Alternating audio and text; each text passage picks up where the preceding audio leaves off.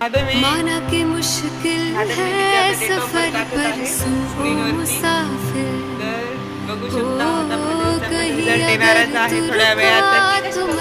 तर बघा website load खात आहे. माधवीचे रिॲक्शन बघू शकता तुम्ही आता. माधवीचा पण रिझल्ट येत आहे.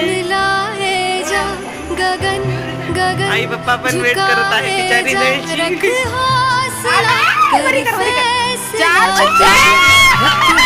गणपती